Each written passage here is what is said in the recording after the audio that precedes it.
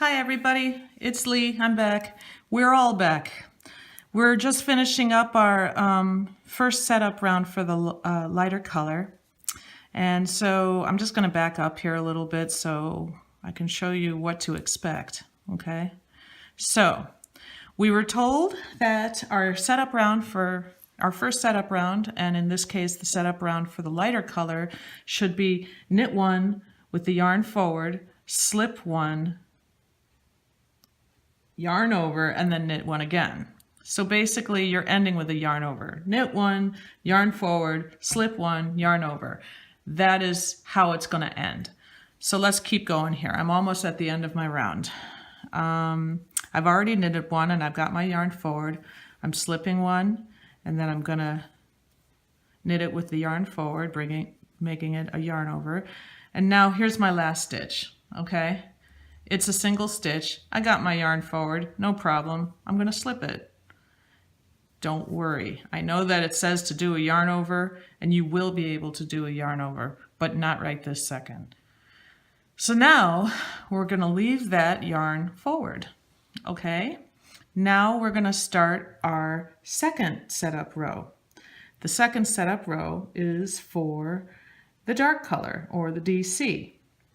So now we're going to pick up our dark color, and this time I'm going to, I think I'm going to switch my yarn again like I did before so as not to get them all tangled. So I've got my blue on the right now and my yellow on the left because I'm actually going to be working with the blue. Not that close. All right, so now slip, yarn over, burp. Burp basically means brioche pearl, but in this case, specifically what it means is you're going to purl a stitch with its corresponding yarn over. So if you look very closely, you see how that yellow is kind of diagonally covering another stitch? That's what you're going to purl. That's what you're going to brioche pearl. You're always going to do your burp with the stitch and its corresponding yarn over. So in this round, since we're doing the dark color, we're going to burp. When we go back to the yellow color, we're going to bark, which is brioche knit. And brioche knit would be when you knit two together with the stitch and its yarn over. So anyway, we're in the burp round, but we're also setting it up. So we're going to leave our yellow yarn in front like we did with the blue.